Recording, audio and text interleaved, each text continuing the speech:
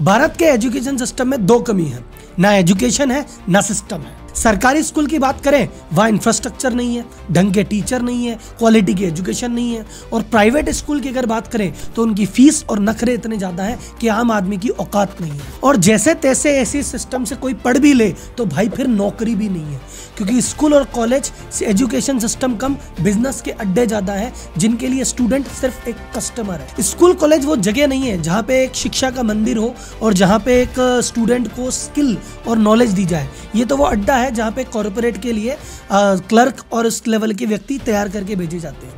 जो कुछ भी आज हमारे युवा के साथ गलत है वो स्कूल कॉलेज के सिस्टम की देन है, और ये चीज मैं इस वीडियो में प्रूव करके रहूंगा। पहले के जो फोन होते थे गोल गोल घुमा के उसमें डायल करना होता था, आजकल का फोन इतना अपडेट हो गया है कि हम वीडियो कॉलिंग तक कर सकते हैं। आपका टीवी बदल गया, आपका फ्रिज बदल गया, आपका एक एक इक्विपमेंट बदल गया, पर आपका एजुकेशन सिस्टम वही 100 साल पुराना सड़ा हुआ सा सिस्टम है जो अब किसी काम का नहीं है। पेरेंट्स अपना पेट काट के, अपने सपनों का गला घोट के हर चीज पे कॉम्प्रोमाइज करते हैं, बस एजुकेशन पे नहीं करते।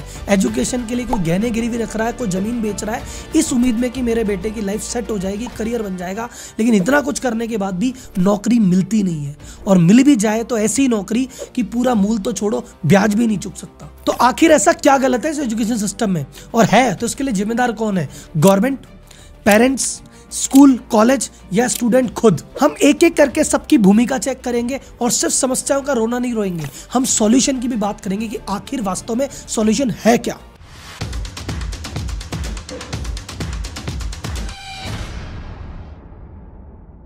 एक गरीब आदमी के पास आज की डेट में गरीबी से बाहर आने का एक ही तरीका है, एजुकेशन। कि अगर मेरा बेटा पढ़ लिख गया, उसका करियर बन गया, लाइफ सेट हो गई, तो हम गरीबी रेखा से बाहर निकल जाएंगे, हम भी सेट हो जाएंगे। इस उम्मीद में बहुत पैसे खर्च करता है, बहुत मेहनत करता है, बहुत संघर्ष करता है, लेकिन ये एजुकेशन सिस्टम उसका करियर बनाने के बजाय बर्बाद कर देता है और लाइफ सेट नहीं होती। कई बार तो इसी फ्रस्ट्रेशन में वही स्टूडेंट अपनी लाइफ अंत कर लेता है। पर आखिर ऐसा होता क्यों है? जब इतने कॉलेज और इतनी स्कूल और इतनी पढ़ाई है तो बंदे की नौकरी क्यों नहीं लग रही? क्यों एसोचम कह रहा है कि 93% लोग नौकरी के लायक ही नहीं है, अनएम्प्लॉयड है या अंडर एम्प्लॉयड है। कई सर्वे में 80 होता है, कई सर्वे में 90 होता है। इतना बड़ा फर्क आखिर क्यों? इन सब के पीछे कारण है आज का मॉडर्न एजुकेशन सिस्टम। तो आज के एजुकेशन सिस्टम के चक्कर में बंदे में वो क्वालिटी डेवलप हो ही नहीं पाती जो कि आज का बाजार डिमांड कर रहा है। इसी चक्कर में उसकी नौकरी नहीं लग रही। तो ऐसा क्यों नहीं हो रहा, इसके एक बार इतिहास में चलते हैं तो आपको पता पड़ेगा ऐसा क्यों है। तो आज का जो एजुकेशन सिस्टम है वो डिजाइन किया गया है ब्रिटिश इंडिया के टाइम का। लॉर्ड मैकॉले ने इस सिस्टम को डिजाइन किया था। जब सिस्टम को डिजाइन किया था तो उस समय इनको काम करवाना था बहुत सारा, पर क्लर्क की कमी थी, जूनियर लेवल के लोगों की कमी थी, सीनियर लेवल के लोगों की कमी नहीं थी, क्योंकि सीनियर लेवल पे तो राज करना है वो तो ब्रिटिश खुद ही करेंगे। तो टॉप लेवल तो ब्रिटिशर्स के लिए रिजर्व था, नीचे लेवल के लिए आदमी चाहिए था। तो बोले यार इंडिया में तो लोग है नहीं हमारे काम के, तो बोले कोई बात नहीं, एक एजुकेशन पॉलिसी लाओ और इनको हमारे जैसा बनाओ। अब एजुकेशन सिस्टम का मतलब होता है किसी भी स्टूडेंट में एक चरित्र का विकास करना, उसे एक बढ़िया समझदार सभ्य नागरिक बनाना। लेकिन अंग्रेज ऐसा क्यों सोचेंगे कि भैया हमें अच्छा आदमी बनाना है? बोले हमें तो ऐसा आदमी बनाना जो हमारे काम का हो। तो बैठ के मैकॉले और उस जो टीम थी और उस समय के जो लोग थे कि भैया कैसे आदमी चाहिए बताओ। बोले सबसे पहले आदमी ऐसा चाहिए पंक्चुअल, टाइम से आए, टाइम से जाए, हर काम टाइम से चले, ऐसा एम्प्लॉय चाहिए। बोले ठीक है, डन। तो स्कूलों में आपके घंटी आई कि भैया सुबह घंटी है, टन टन टन टन टन, घंटी से आना है, घंटी से ही पीरियड लगेंगे, घंटी से ही लंच होगा, घंटी से ही वापस जाना है, ताकि हर बंदा घंटी से काम करने का आदी हो जाए। और ये जो पर्पस था, ये जो फैक्ट्री आई, फैक्ट्रियों में भी यही सिस्टम था। तो यही व्यक्ति जाके फैक्ट्री में जब मजदूर बनेंगे तो ये घंटी से इनका परिचय पुराना रहेगा। ये कारण था। दूसरा, बोले बताओ कैसा आज बच्चा चाहिए? बोले ऐसा बच्चा चाहिए जो ऑर्डर फॉलो करे, जो उसे कह दिया जाए बस आंख बंद करके फॉलो करे, अपना दिमाग नहीं लगाए। जैसे फैक्ट्री में अगर आके काम करेगा तो वहां पे एक पॉलिसी है सरकार की बनाई हुई, उसको फॉलो करे। अगर कोई सरकारी ऑफिस में काम करे तो वहां भी एक पॉलिसी का ध्यान रखे। तो भैया इसको रट्टेदार व्यक्ति बना दो। फिक्स स्कूल में फिक्स सिलेबस कर दिया कि भाई ये सिलेबस है, यही पढ़ना है, इसके कुछ आगे नहीं, इसके पीछे नहीं, जो इसमें लिख दिया फाइनल। अगर भारतीय बच्चे से पूछो कि भैया भारत में कितनी ऋतुएं होती है, तो बोलेगा 4। अरे भैया 6 होती है, लेकिन वो 4 ही बोलता है। क्यों? क्योंकि किताब में 4 लिखी है। अंग्रेजों ब्रिटिश में 4 होती, ब्रिटेन में 4 होती है, उन्होंने 4 लिख दी। अब तुमको 4 रटना पड़ेगा, 4 लिखना पड़ेगा। 6 लिख दिया तो नंबर कट जाएंगे तुम्हारे। तो हमारे आदत हो गई है रटंत विद्या की, बस रटो, उल्टी करो, पास पास हो जाओ और किसी से मतलब नहीं है, एक्चुअल ज्ञान चाहिए ही नहीं। कुल मिला के उन्होंने कहा कि ऐसे एम्प्लॉय आने चाहिए जो अपना दिमाग नहीं लगाए, जो हम बोले फॉलो कर दे। तो सिंपल वैसे ही एजुकेशन सिस्टम बना और ऐसे ही लोग आ रहे। तीसरा उन्होंने कहा कि मुझे ऐसा व्यक्ति चाहिए जो भाई साहब ऑर्डर फॉलो करे, और नहीं फॉलो करे तो भैया डंडा भी मार दूं तो कुछ कहे नहीं, क्योंकि ये जब व्यक्ति सरकारी नौकरी में आएगा, काम नहीं करेगा तो इसका अफसर इसको मार भी सकता है, अंग्रेज है भाई साहब। फैक्ट्री में काम करेगा तो सुपरवाइजर मारेगा, इसकी आदत कैसे डलाए? स्कूल में टीचर डाल दिया, बोले तेरा काम क्या है, जो सिलेबस का रट्टा है वो रट्टा लगवा, जो रट्टा नहीं लगाए ना मारो, हाथ की उंगली में पेंसिल फंसा के ऐसे दबा दो, लकड़ी से मारो, बाहर खड़ा करो, टेबल पे खड़ा करो, बेइज्जत कर दो। तो स्कूल बेसिकली टॉर्चर सेंटर ज्यादा हो गया था। फिर एक और चीज जो मेरे को स्कूल ने नहीं सिखाई, या लॉर्ड मैकॉले के सिस्टम में ऐसी थी कि भैया कल को ज्यादा इनमें लीडरशिप के गुण डेवलप मत कर देना, कल को ये लीडर बन गए, नेता बन गए, हमारे खिलाफ ये आंदोलन खड़ा कर देंगे। एक हमें स्ट्रॉन्ग पर्सनैलिटी नहीं, एक दब्बू पर्सनैलिटी चाहिए, जो ओरिजिनल आइडिया लाए वो आदमी नहीं चाहिए, जो कॉपी करे वो वाला आदमी चाहिए। और इसीलिए इनके आपस में कोलैबोरेशन नहीं होना चाहिए, दोस्ती नहीं होनी चाहिए। तो कंपटीशन का झगड़ा कि भैया 50 बच्चे हैं बट टॉप रैंक तो इसी की है, तो आदमी में आदत लगेगी जो बहुत ज़्यादा इंटेलिजेंट था वो दूसरे की मदद नहीं करेगा, कहता है इसकी मदद करूंगा तो मेरे बराबर आ जाएगा। आपने देखे ना बच्चे ऐसे छुपा छुपा के कॉपी करते हैं कि ये छुपा छुपा के कर लो। तो ये इंडिया में ये आ गया कि भाई जिसके पास टैलेंट है भाई छुपा छुपा की तरह काम कर ले, बांट मत देना, कोलैबोरेट मत कर लेना, एक दूसरे तेरे साथी को बढ़ा मत देना। ये अंदर ही अंदर आपके अंदर चीज़ें डेवलप करा दी। तो अगर आप वर्ल्ड में कहीं भी देखोगे तो चाइना में अगर किसी ने कुछ अच्छी चीज़ डेवलप कर ली तो वो पूरा ग्रुप बनाते हैं, एक दूसरे को सपोर्ट करते हैं, चलो सब आगे बढ़े। यूएस में होता है भैया, सिलिकॉन वैली में एक स्टार्टअप बन गया तो सब बाकी स्टार्टअप को हेल्प कर रहा है, एक इकोसिस्टम बना रहा है। यहाँ पे किसी ने कुछ अचीव कर लिया, चुपचाप लेना, किसी को बताना नहीं है।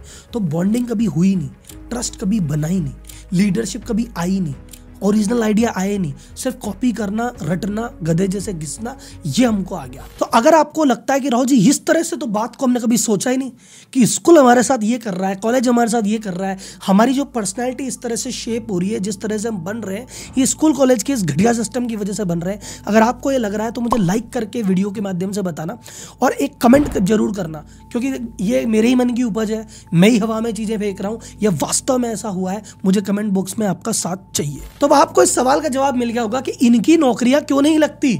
अरे सर, मैं भी बिजनेसमैन हूं, मैं भी बिजनेस कोचिंग करता हूं, मेरे ऑफिस में भी इतने जनों का स्टाफ है। मैं क्या बोलूंगा, मुझे ऐसा व्यक्ति चाहिए जो अपना दिमाग लगाए, जो मेरे 4 आदमियों को मैनेज कर सके, जिसमें लीडरशिप स्किल हो, जिसमें मैनेजमेंट स्किल हो।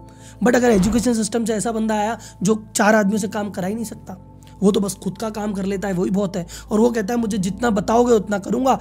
आप सभी बिजनेसमैन जितने भी वीडियो को सुन रहे हैं, आपको अपने एम्प्लॉय सबसे बड़ी दिक्कत क्या है कि सर जी मुंह से बताते हैं जब तो कर लेता है, बिना बोले अपने मन से कुछ करता ही नहीं है, सामने तो काम कर लेता है, पीठ पीछे तो करता ही नहीं है, ये अकेला तो काम कर सकता है, इसमें करवाने की कैपेबिलिटी नहीं है।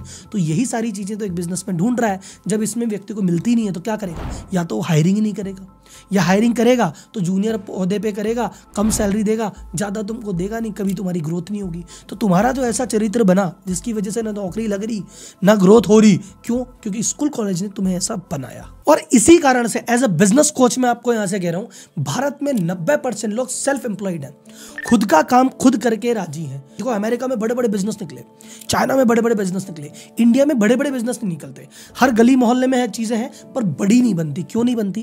क्योंकि बड़ा बनाने के लिए आपको एक बड़ी टीम बनानी पड़ेगी, चीजों को फैलाना पड़ेगा। यहाँ पे तो आदमी नहीं मिलते, टीम कैसे बनाएगा? यहाँ पे तो ट्रस्ट ही नहीं कर सकता आदमी पे, टीम कैसे बनाएगा?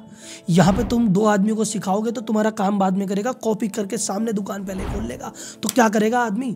तो लो ट्रस्ट सोसाइटी है, यहाँ कोई किसी की मदद नहीं कर रहा, कोई जो सपोर्ट नहीं कर रहा, बस कॉपी कर रहा है। तो आदमी क्या सोचता है, मेरा काम बस मैं कर लूँ वही बहुत है। तो अगर किसी ने किराने की दुकान खोली, कहता है एक ही दुकान बहुत है, चाहूँ तो 4 दुकान कर लूँ, पर आदमी चाहिए, वो आदमी मुझे मिलते नहीं है, और आदमी को ढूंढूंगा, सिखाऊंगा तो कंपटीशन में खुद दुकान खोल लेंगे।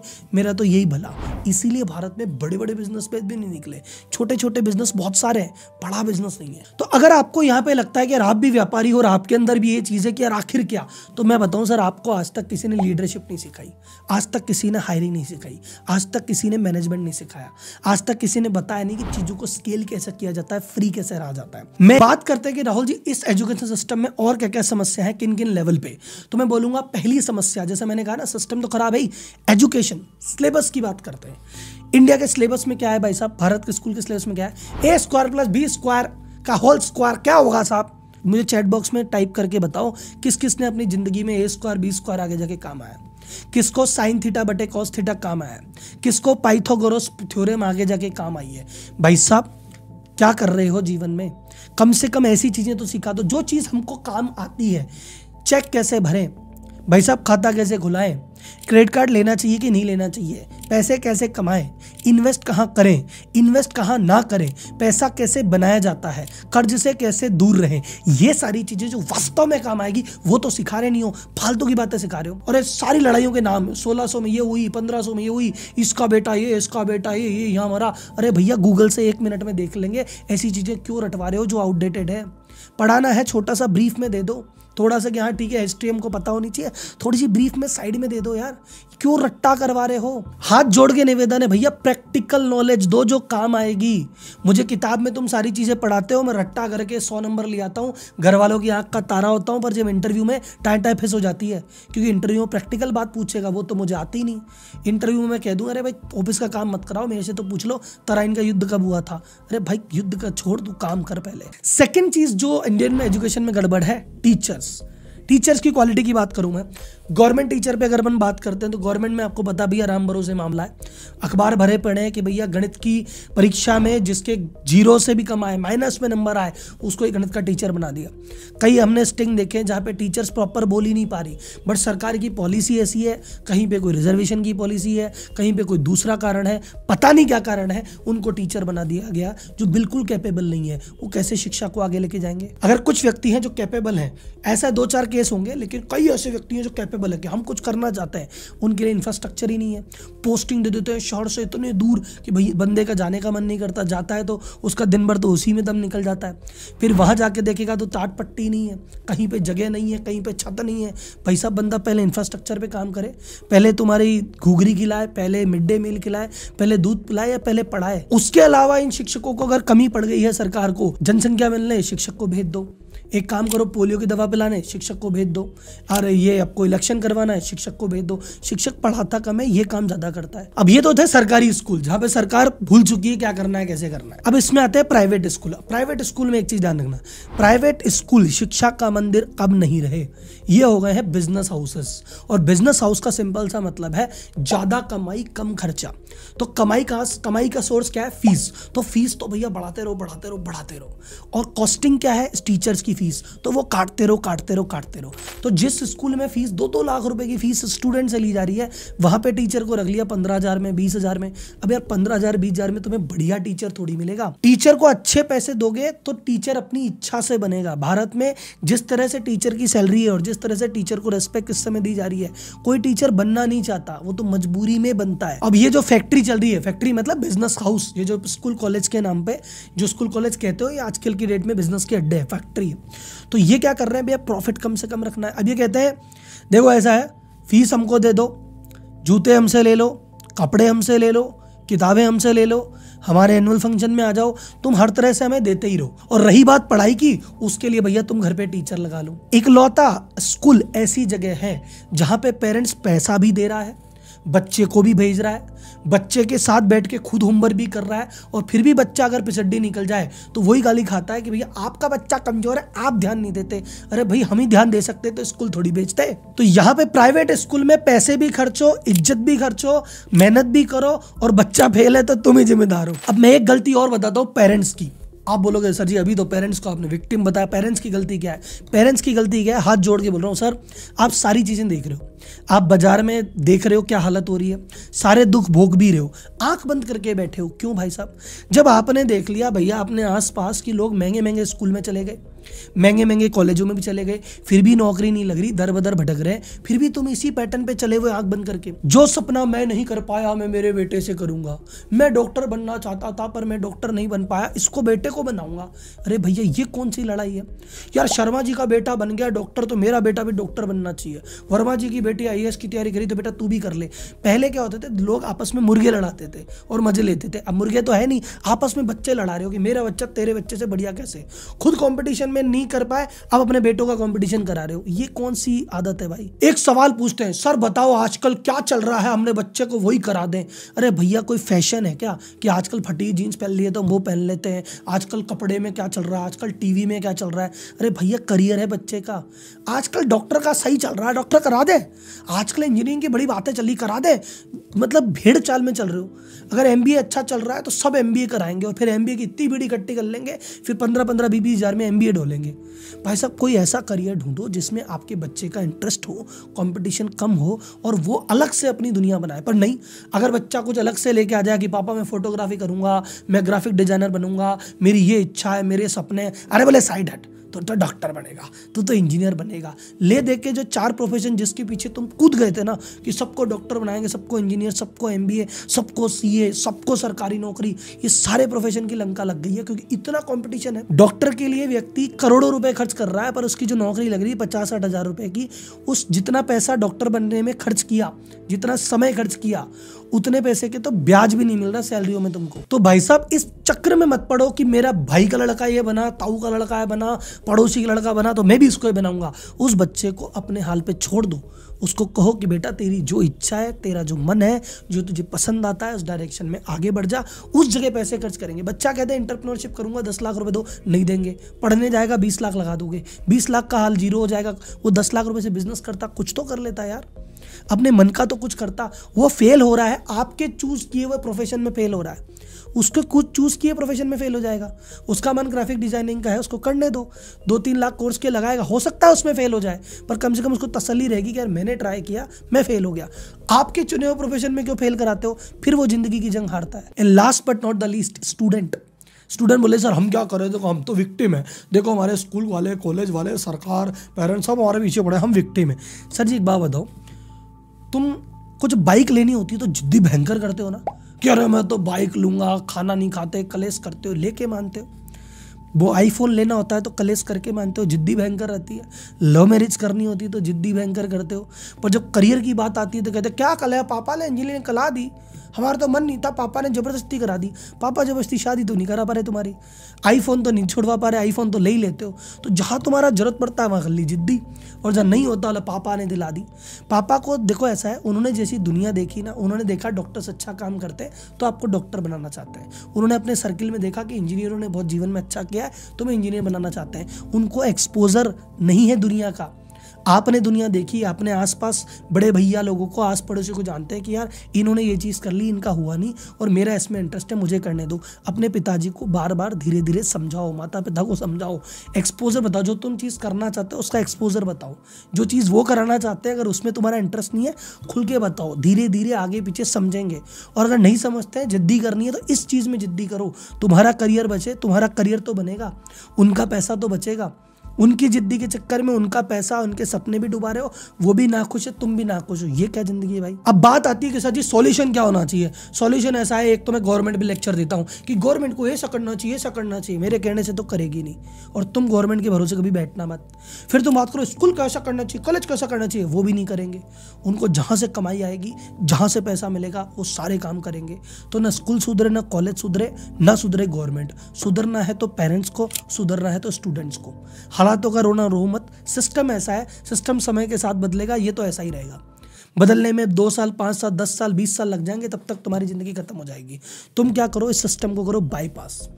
जितने भी सक्सेसफुल व्यक्ति हैं जिनका भी तुम नाम लेते हो ना कि यार काश ऐसा बनूं, काश ऐसा बनूं, इन्होंने एजुकेशन सिस्टम पे ध्यान नहीं दिया, अपनी जिंदगी खुद बनाई है। किताबी एजुकेशन को रखा है साइड में, प्रैक्टिकल पे दिया ध्यान। मैं ये नहीं कह रहा स्कूल छोड़ दो, कॉलेज छोड़ दो, पर स्कूल कॉलेज को उतना वेटेज मत दो दिमाग में जितना दे रखा है।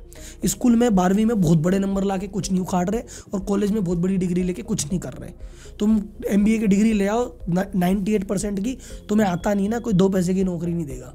और बिना MBA तुम्हारे पास मैनेजमेंट स्किल है, तुम काम करा लेते हो, तुम्हारे पास आइडिया का सॉल्यूशन है, बिना डिग्री के मैं और मेरे जैसे बिजनेसमैन भर भर के तुम्हें देंगे। और मैं कहता हूँ तुम्हें किसी के पास जॉब करने की जरूरत क्या है, तुम खुद का बिजनेस कर लो, खुद का सेटअप कर लो, खुद के स्किल पे ध्यान दो।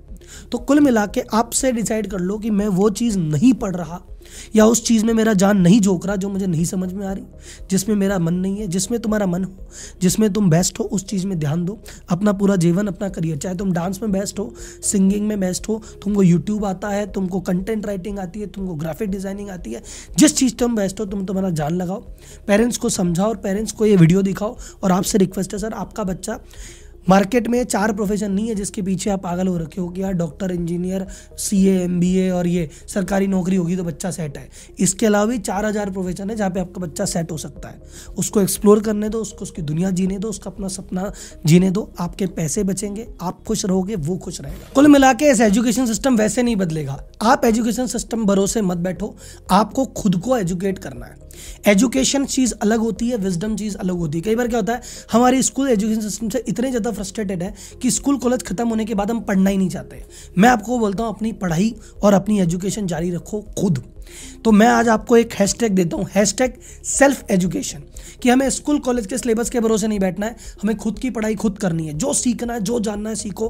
पूरा यूट्यूब खाली पड़ा है, पूरा यूट्यूब से सीखो, गूगल से सीखो, जिससे सीखना है सीखो। डन।